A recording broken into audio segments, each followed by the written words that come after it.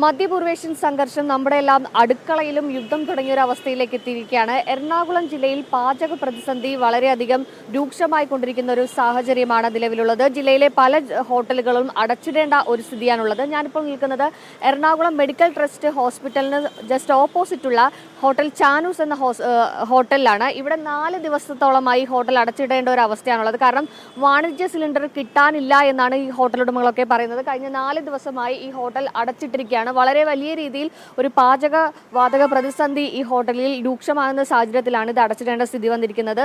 പെരുന്നാൾ കാലമാണ്. മാത്രമല്ല ഇത് ഞാൻ നേരത്തെ സൂചിപ്പിച്ച പോലെ തന്നെ ജസ്റ്റ് ഹോസ്പിറ്റലിൻ്റെ ഈ മെഡിക്കൽ ട്രസ്റ്റ് ഹോസ്പിറ്റലിൻ്റെ ഓപ്പോസിറ്റുള്ളതാണ്.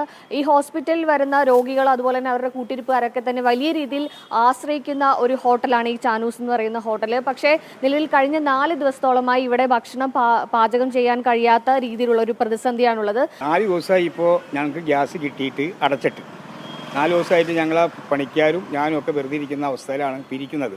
ഒന്നാമത് നമ്മൾ റംസാൻ ഇടത്താടുള്ള സ്ഥലമാണ്. ഹോസ്പിറ്റലിൽ കുറേ ആൾക്കാർ വരുന്ന ടൈമാണ്. ആ ടൈമിൽ ഒന്നും നമുക്കൊരു ഭക്ഷണം കൊടുക്കാൻ വരാൻ പറ്റാത്ത, ഒരു ചൂടുവെള്ളം ഉണ്ടാക്കാൻ പറ്റാത്ത, സ്റ്റാഫിന് വരെയും ഭക്ഷണം ഉണ്ടാക്കാൻ പറ്റാത്ത ഒരു അവസ്ഥയിലാണ് ഞങ്ങൾ പോയിക്കൊണ്ടിരിക്കുന്നത്. ഹോസ്പിറ്റലിൻ്റെ അടുത്താണെങ്കിൽ വിറക് കത്തിക്കാൻ പറ്റില്ല. വിറക് കത്തിച്ചാൽ പുക വന്നു കഴിഞ്ഞാൽ ഹോസ്പിറ്റലിൽ സമ്മതിക്കില്ല. അതുകൊണ്ട് ഞങ്ങൾ ആ വിറകിന് ഇതിലേക്ക് പോകാൻ പറ്റില്ല. എന്തെങ്കിലും ഒരു മാർഗ്ഗങ്ങൾ ഉണ്ടാക്കി തന്നേ പറ്റൂ സർക്കാർ.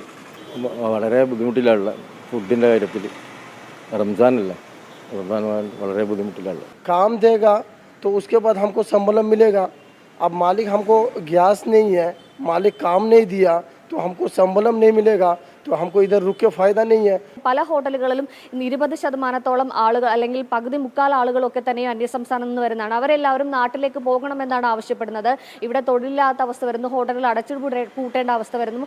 മാത്രമല്ല അവർ താമസിക്കുന്ന ഇടങ്ങളിൽ പോലും ഭക്ഷണം പാകം ചെയ്യാൻ ആവശ്യമായ സംവിധാനങ്ങളിൽ ഗ്യാസുകളൊന്നും തന്നെ ലഭിക്കുന്നില്ല. ഭക്ഷണം കിട്ടാത്ത അല്ലെങ്കിൽ യഥാർത്ഥത്തിൽ പറയാം അന്നം മുട്ടേണ്ട ഒരു സ്ഥിതി വരുന്ന ഘട്ടത്തിൽ അവർക്ക് നാട്ടിലേക്ക് പോകേണ്ടി വരുന്നു.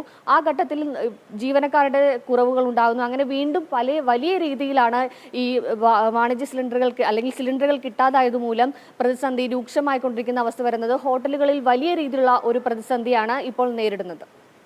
ലോകത്തെവിടെയായാലും ഏത് സമയത്തും 24 വാർത്തകളും ഓഗ്മെന്റഡ് റിയാലിറ്റി പാക്കേജുകളും എക്സ്പ്ലെയിനറുകളും വിശദമായി കാണാൻ ഞങ്ങളുടെ യൂട്യൂബ് ചാനൽ നിങ്ങൾക്ക് സബ്സ്ക്രൈബ് ചെയ്യാം.